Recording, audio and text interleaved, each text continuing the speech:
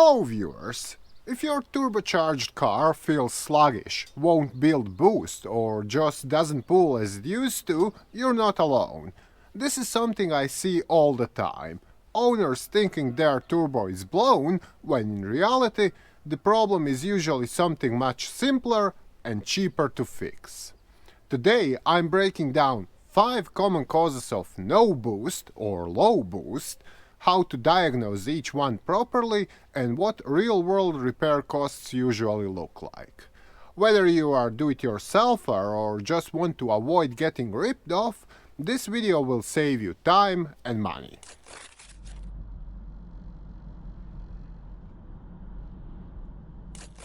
Let's start with things that will most likely cause your vehicle to lose boost and power. The most common one here is also the simplest, a boost leak. Any crack, loose clamp or split hose between the turbo and the intake manifold will bleed off pressure.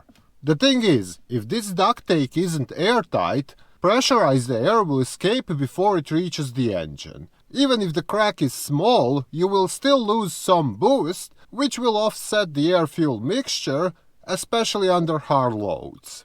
Common failure points include intercooler end tanks, rubber couplers, and plastic charge pipes. Next, we have the mass airflow sensor, or MAF, which tells the engine how much air is entering. If it's dirty or reading incorrectly, the ECU will limit fuel and boost to protect the engine.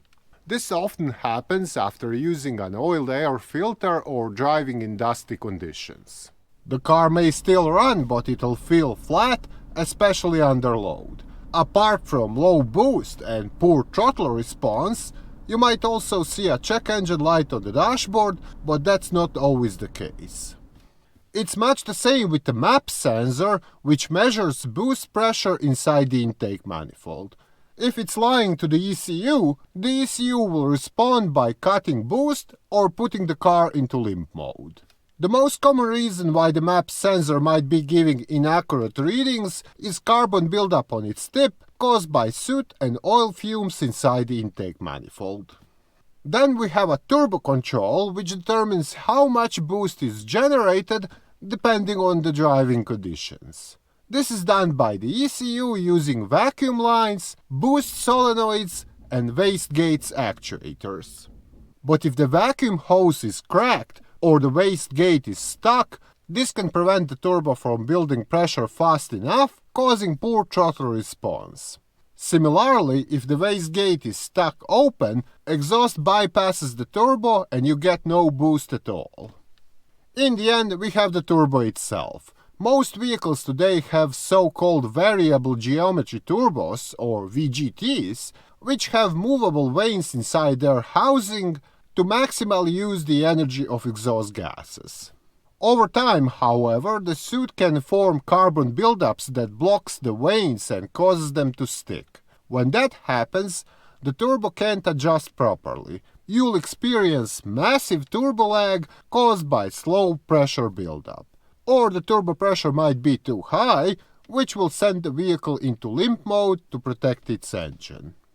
The next question is, how to figure out which of the above might be causing the problem? Well, given the fact the ECU monitors all engine parameters, it's quite likely it'll spot something's off and trigger a check engine light. So the first step is to hook up a scan tool and check for trouble codes, which should direct you towards the potential cause. In case you see anything related to the MAF, my advice is to take it off and give it a good clean. The hot wire element inside gets dirty over time, which offsets its readings, and several shots of brake or MAF cleaner will usually fix this problem.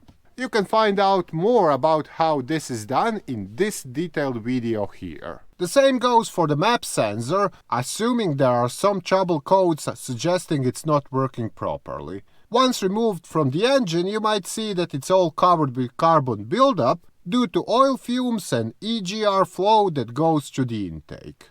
Again, take a can of brake or sensor cleaner and clean it thoroughly.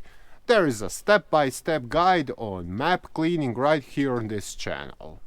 Now, if you clean the sensors, but your car is still down on power, the next step is to check the intercooler and corresponding hoses. A big giveaway is oil mist or traces of soot anywhere on these components. This usually means that the boost pressure has been escaping for a while, and the ECU, in most cases, will interpret those pressure losses as incorrect MAF or MAP readings, which often leads to those sensors being wrongfully replaced. As for the turbo, what you can do here is try to visually confirm its operation. Have a helper rev up the engine and watch what happens with the actuators that control the wastegate and variable geometry vanes. If there is no movement, turn off the vehicle and try to move the rods by hand. Should this be possible, it's quite likely the actuator has failed or the vacuum lines are leaking if your vehicle uses that sort of system. Also, a malfunctioning turbo solenoid, which is this thing here, might be out of action. On the other hand, if the turbo's linkage feels rock solid, it's quite likely the mechanisms inside it are jammed with carbon buildups. In that case, you'll need to either replace the turbo or have it rebuilt by a specialized workshop.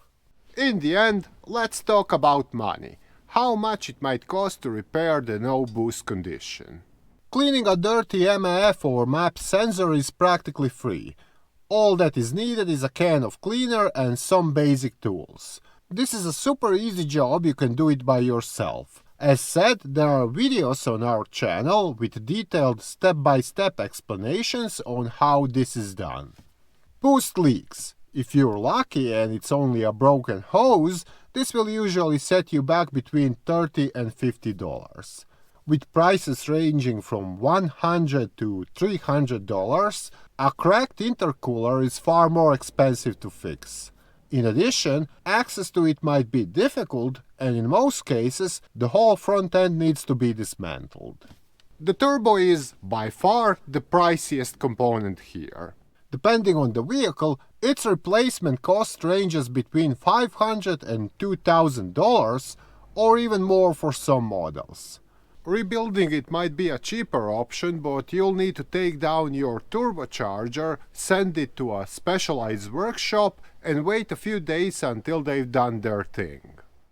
So those were the most common causes of low boost on turbocharged vehicles, from cracked intercooler and hoses to inaccurate sensors and malfunctioning turbos. I hope this video was helpful, and if so, don't forget to hit that like button and share it with your friends. On the other hand, if you're having some different issues with your vehicle, check out other videos on this channel or visit our site mechanicbase.com for detailed repair guides. Bye!